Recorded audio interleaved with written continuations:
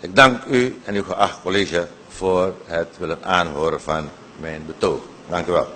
Excellentie, ik groet u namens het volk van Suriname dat momenteel het zwaar te verduren heeft. Ik groet u namens al de mensen die de gezondheidszorg niet kunnen betalen. Ik groet u namens de specialisten, namens de korpsen, het Nationaal Leger dat momenteel geen bevelhebber heeft, de militairen die in armoede leven, de politieambtenaren die niet meer uitkomen, de gepensioneerden. Ze groeten u allemaal. Ze voelen het. En ze zeggen, de nomamoro. Hoe lang gaat u nog door, excellentie, om verhalen te vertellen? Terwijl de realiteit daar is. Kijk u hier vlak hier aan de overkant. Hoe lang gaat u die barricades nog daar handhaven? Elke week minimaal 20.000 SRD moet neergeteld worden hier. En u weet nog, 2007, toen meneer Venetiaan aan het roer zat, hebt u het volk toch gemobiliseerd? Op straat gekomen, zonder vergunning. Hebt u dat gedaan? Nu kan het volk niet meer. De koers toen u op straat kwam 2007, was 2,80 voor de US-dollar. Nu u hebt overgenomen, de koers 7,85 voor de US-dollar. Armoede alom. Armoede alom. Er is geen sector te noemen of er is chaos daar. Hoe gaat u dat alles realiseren? Dat alles weer op rails gaat komen. U hebt de 4 vernieuwingen van 1980 genoemd. Zijn het vernieuwingen? U begon met de revolutie. Onder aanvoering dat de militairen een vakbond nodig hadden. Is die vakbond gekomen? Hoe ver is het leger nu gezakt? Weet u hoeveel militairen klagen? Hebt u nog contact met het leger? Weet u hoeveel officieren niet meer kunnen uitkomen? En u probeert het volk in toom te houden met allerlei foefjes. Kijk, u hebt het pleit van het volk voor het eerst in de geschiedenis van dit land. Verspilling van geld. Verspilling. Toeristen komen hier, Suriname wordt te schande gezet. Nationaal, internationaal. Tegen de grondwet. U handelt in strijd met de grondwet. En als het u goed uitkomt, excellentie, dan citeert u wel de grondwet. Want niet zo lang terug hebt u gebruik gemaakt van artikel 98, lid C, zeggende dat u dus uw ambt tijdelijk overdraagt aan rechtsbuiten van u. Terwijl, excellentie, hetzelfde artikel 98, lid D, praat over het ambt van de president wordt waargenomen door de vicepresident, A indien, maar ik heb het over expliciet artikel D, indien in het geval voorzien in artikel 140 een vervolging tegen de president wordt ingesteld. Nu, excellentie, is het zover. Het Openbaar Ministerie in de persoon van de auditeur-militair. Tegen nu weet u precies, excellentie. 20, 2 maal 10, excellentie. Dan lijkt het mij dat u gebruik maakt van artikel 98, lid D. Zo simpel is het.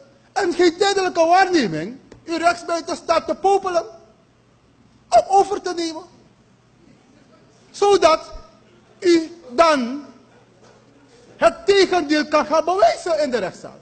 Maar wat doet u daarna, excellentie? U gaat daar aan de Benjaminstraat en u spuwt uw geld uit naar het Openbaar Ministerie in de persoon van de PG. Als dat niet genoeg is, gaat u korte tijd daarna naar Para. En daar gaat u weer. Sandena kakafuru ede. Van jou wat rasapurenge. Ik kijk naar u. Man to man. Man to man. Confrontation, excellence. Hoe lang gaat u dat nog doen? Bedreigen allemaal. Hoe lang? Terwijl dit land verder wegglijdt in de afgrond. naar de afgrond. Gedemotiveerde politieambtenaren. Totaal verzwakt defensieapparaat. Geen bevelhebber. Geen directeur. Overhoop liggende militairen. Ze moeten gaan hasselen in het achterland Goudvelden. Om hun gezinnen te verzorgen. Zo erg is het. Dan vraag ik u, excellentie. Wanneer gaat u dan eindelijk gebruik maken van artikel 98 lid D? Zodat wij in vrede kunnen gaan. Verder kunnen gaan. Want hetzelfde zit wat gebeurd is in het verleden. Ik noem voor u Lenin, 1924. Stalin, 1954. Hitler, 1945. Allemaal hebben deze trucjes toegepast op het volk. Lenin en Stalin hebben meer dan 80 miljoen mensen vermoord. Hitler heeft ongeveer 8 miljoen Joden vermoord. Niets mag. Ze dulden geen tegenspraak. Vandaag zien wij een brief naar RBN gestuurd. Door uiterst rechtsbuiten van u. Om te zeggen, 7-1, stop met 7-1. Terwijl, op SRS, u weet wat daar gebeurt, excellentie. Geen aanmaning en niets, integendeel krijgt hij promotie. Directeur NII. Waarheen? Code eerlijk, president. Eerlijk.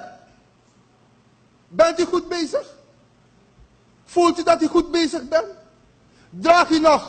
Wordt u nog gedragen door dit volk? Ik kan u zeggen, excellentie. Alassi, pres moesgoe. Maar weer mee ede.